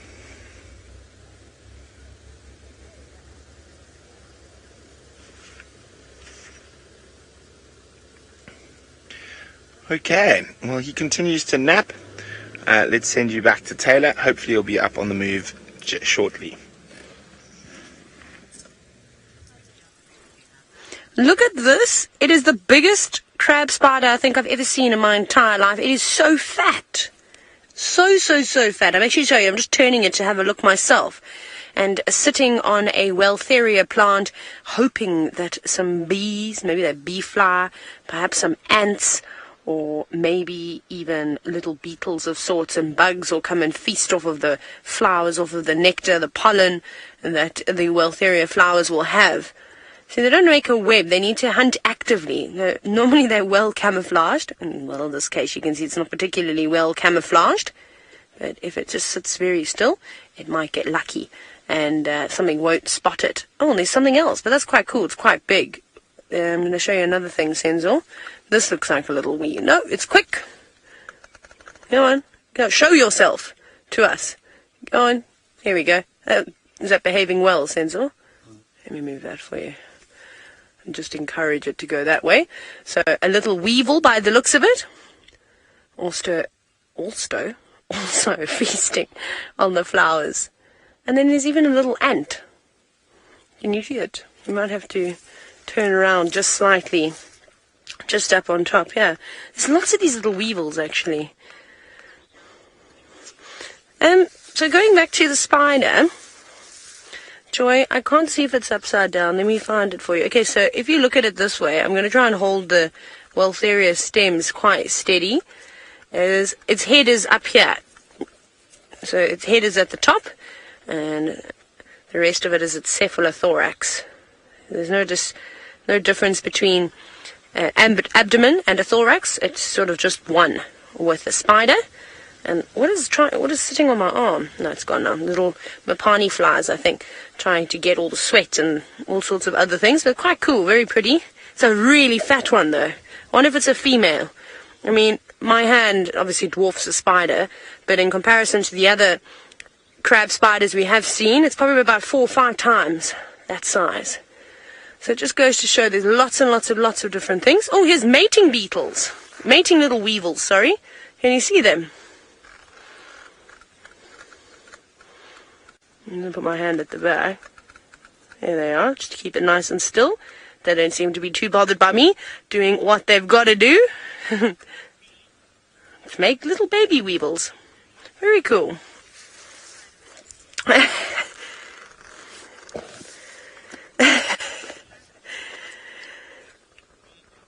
There we go. Bex, did you say Beth or Ben? Sorry, each time it's broken up. I think you've said Beth as who I'm going to be answering now. There we go. Wonderful. No, that's perfect. I've got it now. So, hello, young Taylor, who's only 10 years old, mini-me. I don't know if you've even got blonde hair. Maybe you do have blonde hair. Perhaps your mom can send a photo in for you. I believe your mom has just told us that you're quite scared of insects and geckos and lizards. I promise you, there's nothing that you need to be worried about. Obviously, you don't want to touch any insects that you don't know. So unless you know what it is, rather not handle it. And it's actually just best to leave them on their plants. They'll be quite happy. Like, I wouldn't pick that spider up just because I know I'm going to upset it. The only spiders that I will touch, and I'm also don't like spiders very much, not on me, I like to look at them, is a jumping spider, because it's really cool. You can make them jump from one hand to another. Maybe you should do that. Maybe you can ask your mom to try and help you find and identify a jumping spider, because they're quite easy to sort of find. They're very hairy, and that's how I got over my sort of fear of spiders, is that I put one on my hand and then I realized that they would jump from surface to surface. And when you look at them up close, they've got so many eyes, and big buggy eyes, and they're really hairy, and they're quite pretty. And you think to yourself, how is that a scary little thing? So you don't worry about it too much. But I probably wouldn't pick up a cockroach, so you don't have to touch all the insects. You don't have to give them big cuddles. Sometimes it's nice to just watch them from a distance. But I promise you don't need to scream. You don't need to do any of those things, because they are more terrified of you than you are of them. So I'd like to see a picture, Taylor, of you and a bug, and see if we can get over your fear together. Anyways, Steve, however, is not looking at creepies and crawlies. He's at Buffelshoek Dam, and he's got some rather large mammals in the water. Yes, we do. Thank you, Taylor. And there is the male hippo. And he is joined by 2 females who just went underwater before you came to us. And it's quite nice to see a resident hippo here now with a lady or 2, his little pod, the swimming specialists of the African wilderness. Here we go. They're doing a little bit of diving for themselves. They don't have any of the technical equipment that we need for diving. And on that note, we are going to be, Wild Earth is starting a new project called DiveLive. which we are very excited about. And the support is coming through. We appreciate all the feedback. And we've put together a little something from hippos diving in the African savannah to humans diving in the ocean. I started my career as a scuba diving instructor, and I was lucky enough to travel all around the world diving in the most spectacular locations. And now we're going back to my roots. Our new mission is to take you live underwater scuba diving. What we're going to do is we're going to have a marine biologist underwater with a full face mask so that they can answer your questions and talk to you in real time. Lynn on Twitter, it's awesome to have you with us. It is incredible for me as well. You'll be able to sit in your living room at home and ask a question about the underwater world to somebody who's under the ocean on the other side of the planet. To be able to be live from underwater is magical. On the one Moorish island, you'll see a small cleaner rat that is actually cleaning little parasites off of that Moorish island. We are developing a system that will allow us to talk underwater, for you to be able to hear us clearly. It's a real challenge. It's never been done before properly. We're coming along really well. Leopard moray eel, look at that. The next thing to do is to get a team out, to get a boat, to set up camp, and to start getting it all up and running. The incredible diversity of fish and coral will blow your mind. DiveLive is the way we're going to get everybody in the world the opportunity to connect with nature. This is our mission. There's a quote from Jane Goodall, and that is, "Only if we understand will we care. Only if we care will we help. And only if we help will all be saved."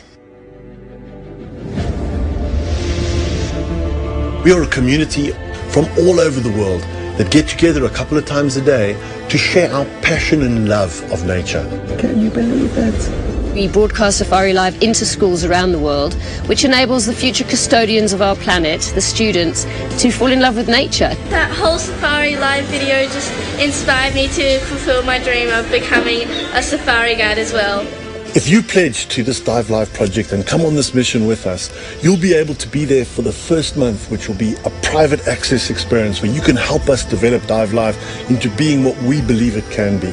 But then also, you'll be able to join us virtually on our premiere party after our first public broadcast. So join us in testing the technology, finding the experts, and setting up camp. This is such a great opportunity for us to make a difference. We can get people all around the world to fall in love with our oceans, and that's such an important thing to do. Come along with us. It's our mission, make it yours, and we can make a real difference.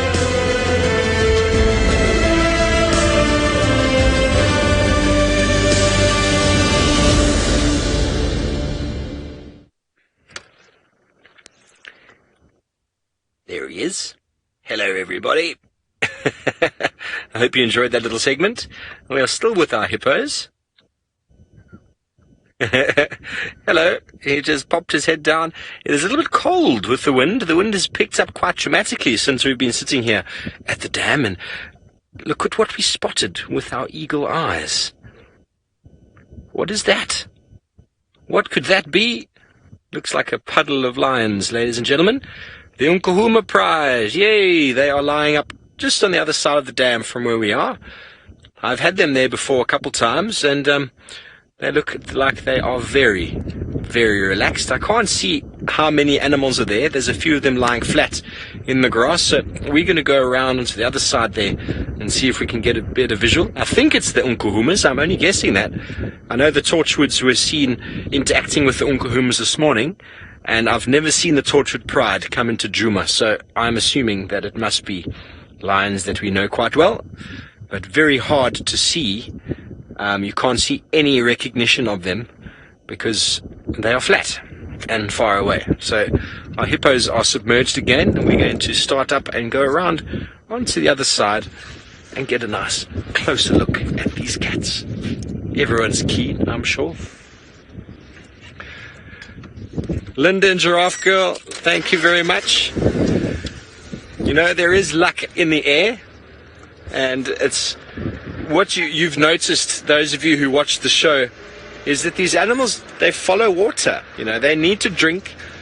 And when it gets hot, just go have a look around the shady spots. I mean, you can obviously hear often how whenever we go on drive, we always go and check the water points. It's always a good sort of starting point to see these animals will be. And yeah, so there we are.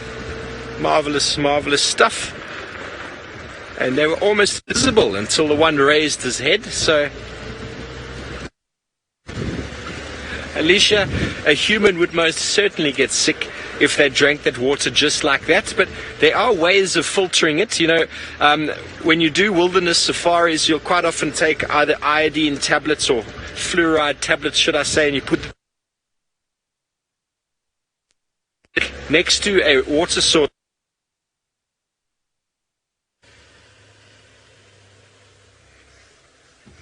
Oh dear. Seems like Steve's fighting off some gremlins. Hopefully he'll be back with the incredible Nkuhumas soon. As you can see, Mr.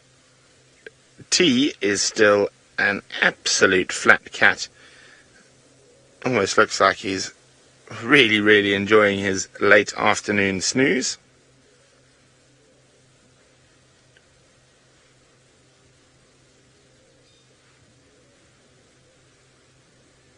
There's a strange noise I've been hearing, and I'm trying to figure out what it was, but I actually think it's wind going through the tower. Did you hear it, Fiam? Wah, wah. Anyway, looks like we'll be okay though.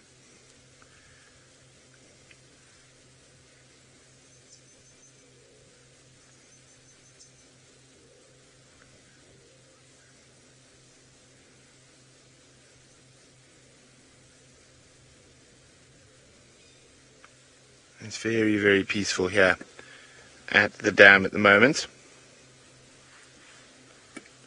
With a very, very peaceful big cat. He gets moving shortly.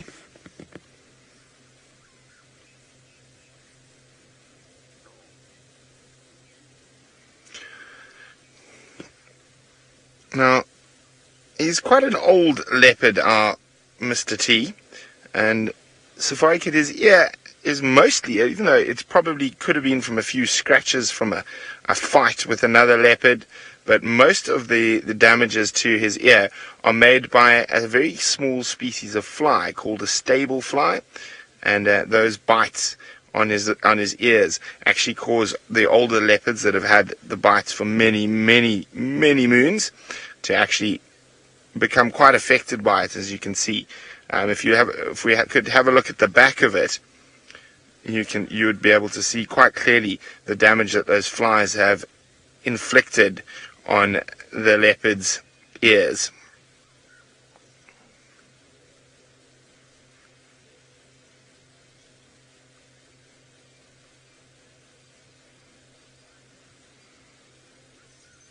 He's a very, very relaxed kitty at the moment, though.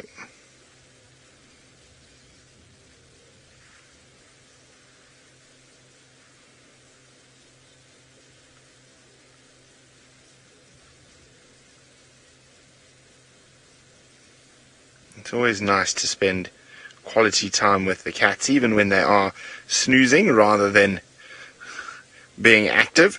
And you've got to spend the long hours with them to get that incredible activity from time to time. Because otherwise, if you rush off too soon, you're not going to see that incredible behavior.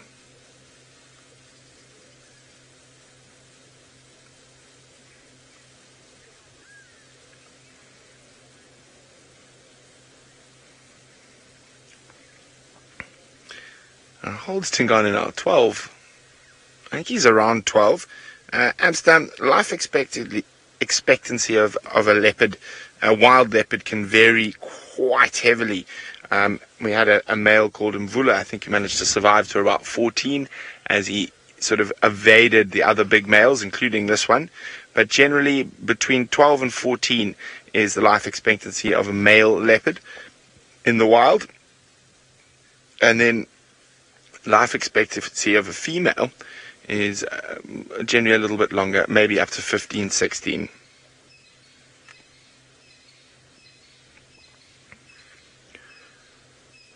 But he's been pushed into a very small area now by 2 other males. So he's sort of at the retirement village here next to the dam. There's lots of food around, there's lots of water. He doesn't have to move too far to get everything he needs.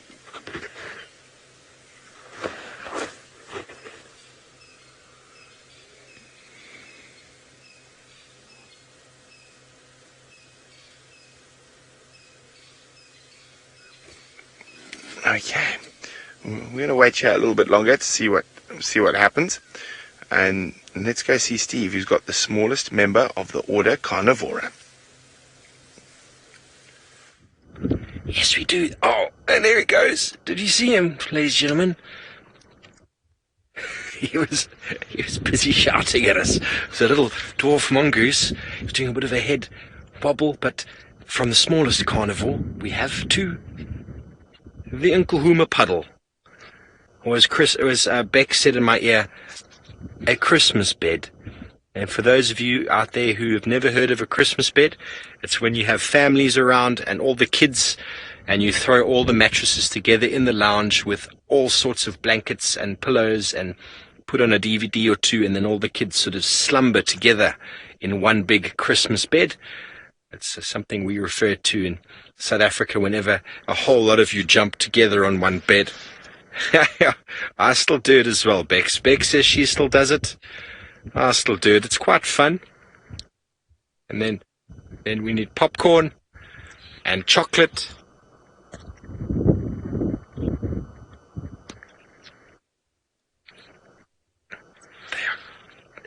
Mongooses have come back, but I'm not sure if they're going to stay. They're just here. How cute are they? So at least 3 of them a moment ago. Another adventurous one to the left, having a little bit of a groom. Beautiful little place for them to hide. Last time, actually, with Craig, he was out with me. We were just maybe 150 meters or so, just a bit further east from where we are right now. And we had the Nkuhumas lying up on a termite mound. And then right at the end of show, just as we ended, the family of dwarf mongooses erupted out of the termite mound, and the lions, including the adult lionesses, ran and jumped, and it was the funniest thing I think I've ever seen. And then they'd jump and land on the hole the mongoose disappeared in, and then like tentatively lift up their paw to look underneath to see what exactly they might have caught, but they didn't catch anything. They're just way too fast.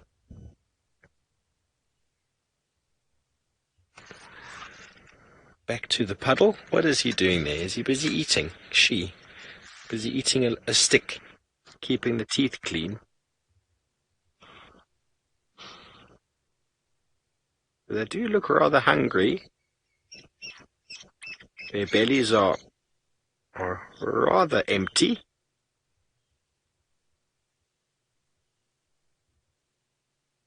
You see this one on the far right, Kruger? The far right there, you can just see on her bum, she's got a bit of a wound there. That looks like it's new. I wonder, Bex, have we seen this wound yet? It's not that injured lioness. I mean, they interacted with the Torchwoods this morning. Apparently there was quite a bit of hustle and bustle between them. Tristan was actually showing me a little video. Nikki knows the lions very well by their faces, but not by their bottoms. What was that? But you can see lions every single day, and something can happen in the night, and you'll see them the next day, and there can be all sorts of weird and wonderful things. But they definitely had an interaction, and I would be surprised if there are no fresh scars or injuries on any of these animals. Because a territorial dispute between lionesses can be very, very, very aggressive. They are fighting for everything they hold dear to themselves. But then Brent did tell me that they actually are related, the Torchwood Pride and the Nkuhumas. So I didn't know that. But very interesting. So maybe that's why in the video that we saw, it wasn't such an aggressive sort of attack. It was more posturing and growling and a lot of chasing, and a few individuals got a bit of a hiding, but it was nothing like what you see when the going is very tough. You can see lions, they will actually they'll kill each other if they can. Oh, what have you spotted there, youngster? Corin, I am trying to do a head count. I'll reposition shortly and see if we can get the rest of them, but I've counted, I think, 10. I believe Brent said this morning that they only saw 10. They didn't see 11. But we'll do a count shortly and we'll make sure that they're all here. But I first counted, I only saw 6, and then slowly more and more.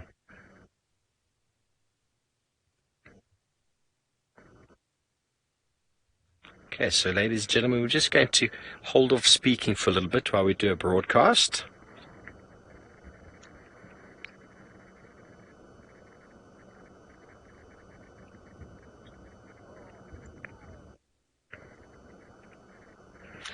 Good afternoon, ladies and gentlemen. Welcome to Djuma in the Sabi Sands, South Africa. We are sitting with the pride of lions called the Nkuhuma Pride, which numbers up to 11 individuals. We're up in the northeastern section of Djuma itself, and my name is Steve Falconbridge. Good afternoon, welcome, and I'm joined by Craig on camera, and we are in the heart of South Africa and the heart of the wilderness, and this is a tourism destination of note. The Nkuhuma Pride, which we see lying very, very flat at the moment, had an interaction with another pride just to the north of us this morning, and one of the landowners to the north actually took a video to show the interaction as it took place. And as we know, lion prides and lions that we find all over the African continent and here are very well documented in the Sabi Sands, South Africa, and that is because we do get to spend a lot of time with them. Reese, I haven't seen a male with this pride for some time. There's reports on the radio that there's a male lion right down in the far southwest, to the complete opposite corner of Djuma itself. And he, or the Birmingham boys as they are called, are the dominant pride males. They will look over most of the prides in the area, and they don't take part in any of these pride disputes. The pride disputes are tackled between the lionesses. What we're looking at here is the family unit, the lionesses who dominate and lead the pride wherever it goes, and that's made up of their offspring. And in this pride is only one juvenile male of about 16, 17 months old. So the cubs are still quite young. There is one of the cubs there, about the same sort of age. It's trying to get nice and close and personal with its mother. Bit of grooming. Hazel, they are such beautiful creatures, and we are so blessed to be able to spend time with them. And in places like the Sabi Sands, if you do ever decide to come and visit, you can get up close and personal with these cats. You can get some amazing photography, and it is also a world-class destination for leopard. Don't think because you can get close and personal that these animals are tame. They are by no means tame. The habituation process that's gone on for many, many years with regards to game viewers is exactly what enables us to view them from such a close distance. So the temperatures are quite warm in the daytime, but we're going to go to my friend Brent, who's sitting with another very special cat. Yes, and South Africa is an absolutely amazing place to see the big cats of Africa, and we are still sitting with this male leopard. His name is Tingana, and he was the dominant male in this area. He is now under huge amounts of pressure from hukumuri and quarantine, so he is shrunk his territory shrunk enormously. At the moment he's looking a little bit hungry, he's looking a little bit worse for wear. He's had a tough couple of months, and he's lost probably 3/4 of his territory in the last year to other male leopards moving in, but he is still one of the most beautiful cats I've had the privilege of spending many, many hours with.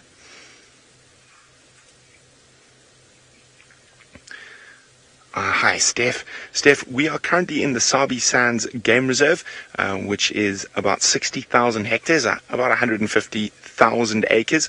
We are sitting on an exquisite property called Chitwa Private Game Reserve, and there are different sizes, but Chitwa's probably got traverse of around 10,000 hectares or so. So you're able to traverse and in a day very easily see all of Africa's big five.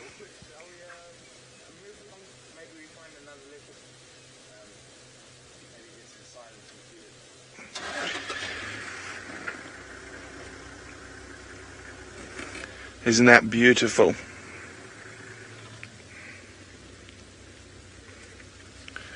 Zwase animals in the Kruger are not tame at all. They are wild, but they are habituated to the use of vehicles. So if you were to get out of the car, he would probably run away and or behave aggressively. So they are used to the vehicles. However, they are still 100% wild. The greater Kruger ecosystem is 2.7 million hectares, over 5 million acres of unfenced wilderness.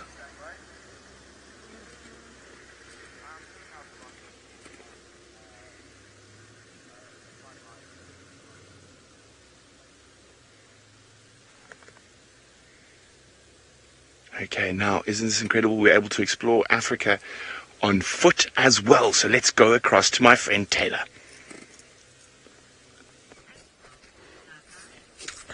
It is pretty amazing to be walking around in an area infested with leopards and lions. Well, infested sounds like a bad word, doesn't it? But it isn't. My name is Taylor McCurdy, and on camera with me today is Senzo, and we are walking around out here in the Sabi Sand Wildtuin in the Great Kruger National Park. Now, we are being very careful as we walk. I'm going to go this way around, and I'll meet you on the other side. We are not necessarily looking for the bigger animals today. We've been focusing on a lot of small things. We've been seeing really cool spiders, really cool bee flies and velvet ants and grasshoppers and all sorts of amazing things out here, which is really, really cool. And that's just one of the greatest activities that, sorry, Senzo almost got caught on a tree. One of the activities you can do while you're out here on safari. One thing that Senzo's got to do, though, with all his camera equipment is be very, very careful that he doesn't trip over anything. Now, we did have an elephant bull not too far away from here. He was moving in this direction, going towards some pans, so we're really hoping we might be able to bump into him. It has also been exceptionally windy today, which is not the greatest thing when you're out on a bushwalk, because, well, it inhibits you being able to hear very well, and we rely on our senses exceptionally well out here when you're on foot. Cindy, you've said it's only 20 hours to New York, from New York to Johannesburg. What are you waiting for? Jump on a plane, come and join us. Perhaps I could take you out on a bushwalking experience.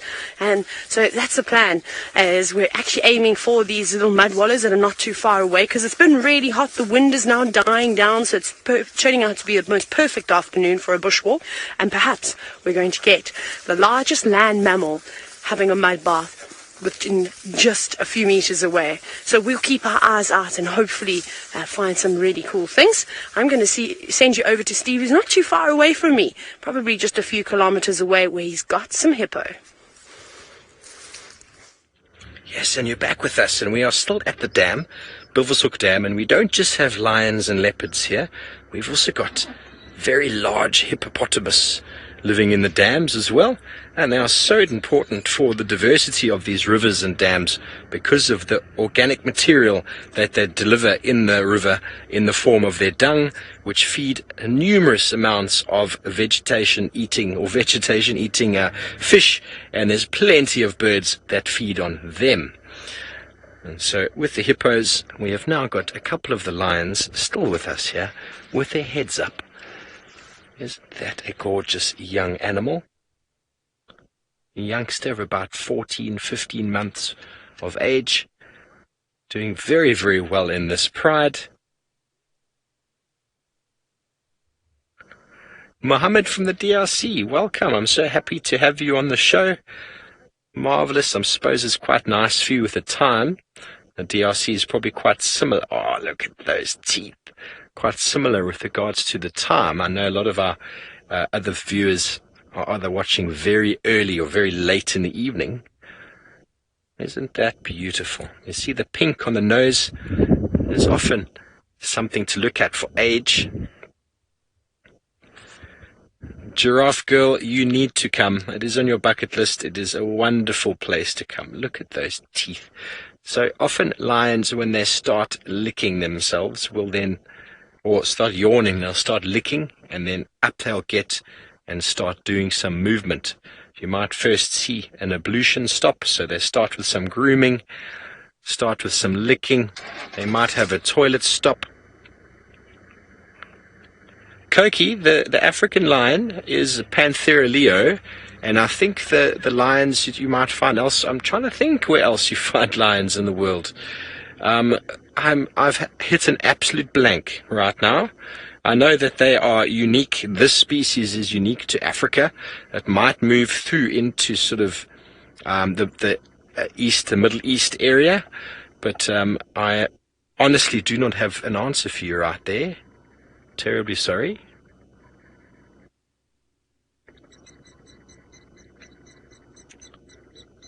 And here, one of the lapwings in the background.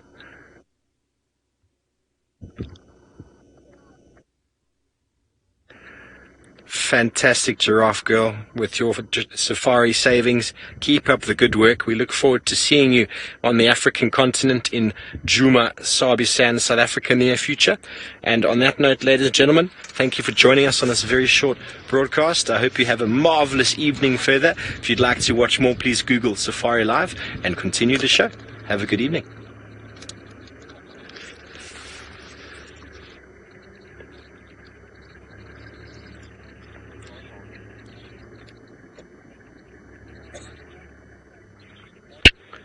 And there we go, and now back up. Look at her bum. Oh, that looks so sore, doesn't it? It looks like it's been opened.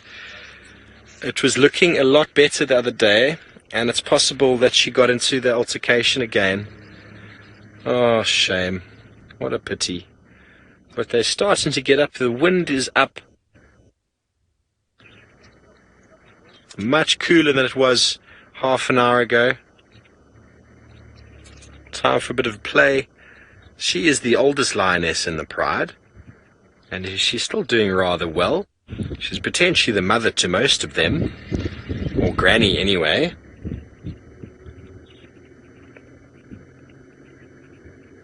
Mina, I think they do develop arthritis. I can't tell you for sure, but one thing that you do see in lions in sort of the Kruger Park area is they do develop TB, and they start losing condition at an older age, and the TB is derived from the buffalo, and you'll often see them suddenly losing a lot of condition, getting very skinny, and the bones stick out, and they seem to get swellings on the elbows, almost like a gout, but it is in fact actually TB that they've contracted. And whether that's got anything to do with your question about arthritis, I'm not sure, but it seems like they do get a bit old and stiff. But whether it's actually a diagnosed disease or affliction, I'm not 100% sure. But look at that, Kruger. We have got some enormous clouds building up on the horizon, ladies and gentlemen. And have a look at that. That is a huge development coming in from the west. We're going to watch it very carefully, because that could get everybody very wet. But it could be the rains that we are looking for, the rains that will fill this dam up to the brim, hopefully the Vuurtele Dam as well, or it could just tease us and just swoop straight past in the opposite direction. We're not sure. Oh, there's some lovely grooming going on there. Oh, Mom, this is just such a nice life.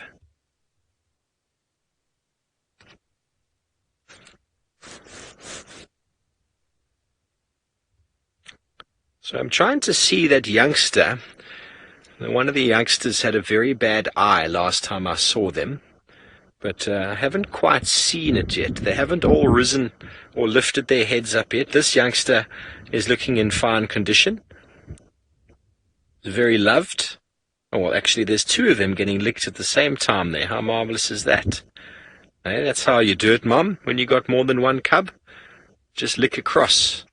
There's a little bit of jealousy going on there. My turn, my turn. Nope, she's going to lick herself.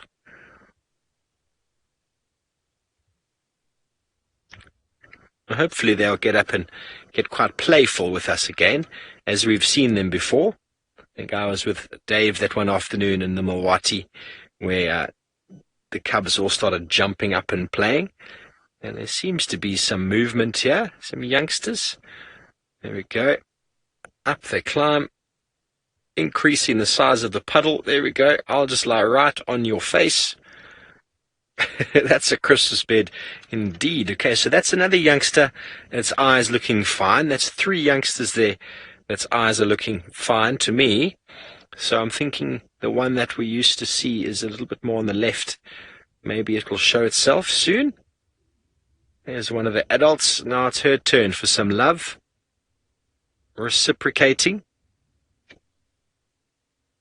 It's marvelous that we're able to spend time like this with wild cats.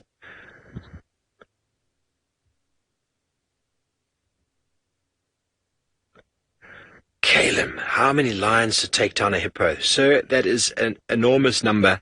I watched video years ago, friends of mine were doing work for National Geographic, and they filmed 20 lions on the back of a hippo, and the hippo still won that battle. So a hippo is not to be messed with. They really are an enormous animal with a really low sense of gravity. So you first need to be able to pull it down, and then you need to be able to suffocate it, and it's very hard to do. I don't think, you need to be a really big pride of lions with a few males. I'd say more than 20 with some males in there could probably do it, but the risks involved are enormous. Bless you. There's the cat stretch. The yoga lovers out there, that was a beautiful cat stretch.